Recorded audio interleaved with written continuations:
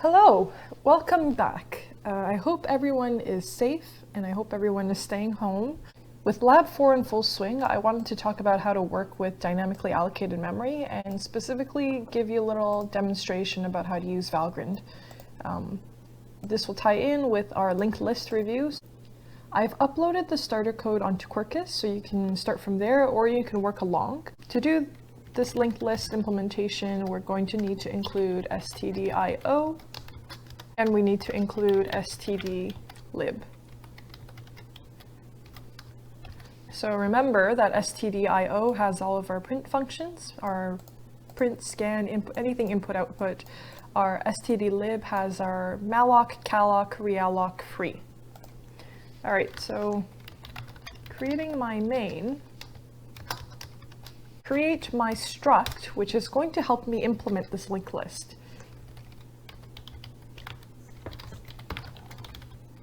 I'm going to call this a linked list node, and the type def is going to make it referable to type node.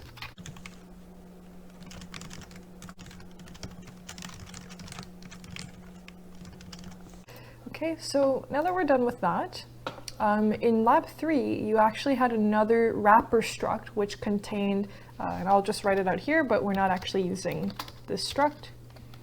So in Lab 3, you saw something like struct, linked list, and then you had linked list node star head, or you could just write node star head here, and maybe an int length, but we don't get that here. So we're going to work straight off of a struct definition for the node and no linked list struct. Okay, so the operations that we want to get are pop, push, and I'm going to write pop from head and push at head. We'll see what that means in a minute. Okay, and to help us debug, I'm going to define a function, void print ll, node star head, and this is just going to say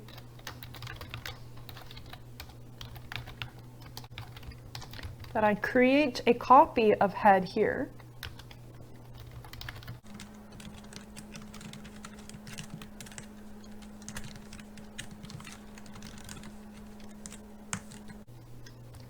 I'm going to print out the value,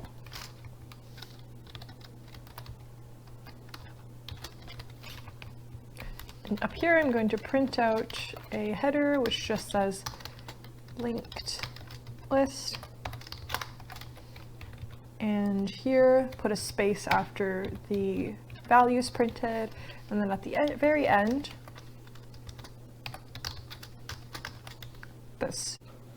Moving on to our pop and our push functions, we're going to create our pop to return the value, so it's going to be type int to return, and our push, which is going to have no return. Now both of these, when we use them in the main function, we're going to be trying to modify this head pointer to a node here, because right now the head is null. But when we push something into this linked list, we want the head to now point to whatever node we push in. Similarly, when we pop from this linked list, we're going to want to set the head to be whatever is after the current head. So we need to pass in node star star head. And for push, we pass in node star star head and a value to push in. Now for pop, we want to store the value at the head. And at the very end of this function, we're going to return this value. But in between, there's a few things that we need to do. We need to reassign the head to be the next value that it's pointing to. And then we can return the value. Good? If you're saying not good, you're onto something, because this is violating some memory practices. Now we're going to fill in push. So we allocate some memory and then initialize the value of this node to be the value parameter that we pass in, and set that the next thing it points to is actually the current head. And now we can set the current head actually points to the new node. Done. I'm going to say push. And notice that the input to push is a double pointer and also a value.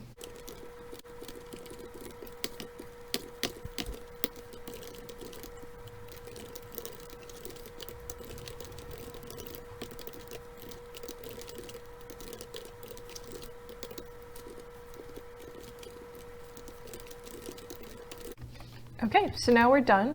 So before we run this code, I want you to work out on a piece of paper what is the result of line 45, what is the result of line 49 and 50, and what is the result of lines 53 and 54, and what is the result of line 57. So pause the video, work that out according to what we've done here, and then come back and we'll compile and run the code and debug any memory issues when you're back. So now that you're back, let's walk through this line by line. When we push at the head the first time, we would see 3. And when we push at the head the second time, we would displace 3 and put 4 as the new head and get 3 as the one after 4. When we push 7, we're going to have 7, 4, 3. Push 8, 8, 7, 4, 3. So when we print the head, we should see 8, 7, 4, 3. Now for line 48, when we pop from the head, we're going to take the first element here. So Val is going to take the value 8. 8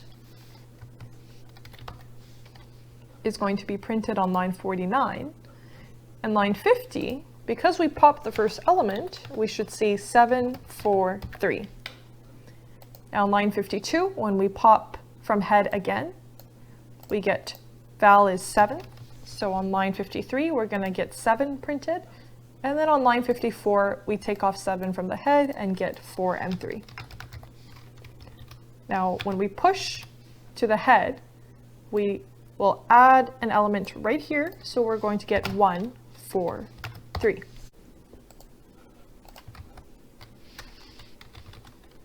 To compile this, I'm going to run the command gcc with the flag -g. This -g flag gives us more useful information when debugging with Valgrind. I'm going to name my output linkedlist.o, and then I'm going to compile linkedlist.c. Done. Okay, now I'm going to run this under Valgrind linkedlist.o. Now we get some information, but it's not enough for us to debug this. It tells us that at exit, 80 bytes are used in 5 blocks, and I have 6 allocs and 1 free. If I have 6 allocs, I need to have 6 frees. Now it also tells me that I have leaks. I've got memory that's been lost. So we're going to run it with these suggested flags. And typically if we saw suppressed errors, we would run it with this. I'm going to run it with it anyways.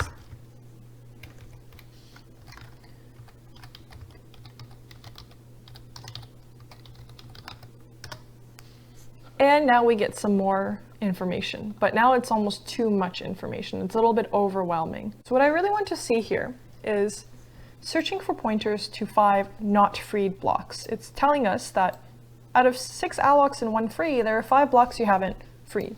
It's telling us that we mallocked something in push that we didn't free. Okay, now that I know that I'm losing memory that I allocated, I actually need to go and free it somewhere. I'm missing a delete function.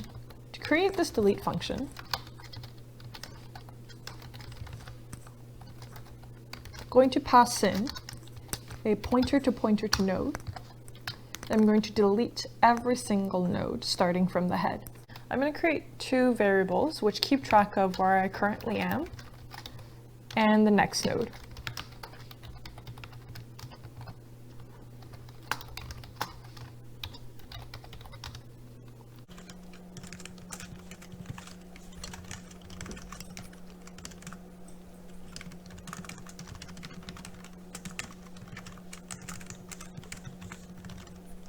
And then I'm going to move ahead by saying cur equals next, and next equals to cur's next. All right, done. Now at the end of this, we're going to delete our linked list.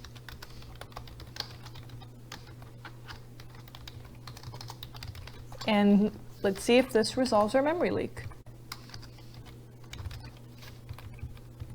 So recompile, and we will run this. Still seems to work, but we can only tell if we run it through Valgrind. Okay, so we still have a loss. I didn't actually free the memory after popping the node. So I took the value, I assigned head to be head's next. I returned the value, but I didn't free the memory that was stored in the previous iteration of head. So what I need to do is create to here. I can assign this to be the temporary node pointer, and then I can safely free the head here.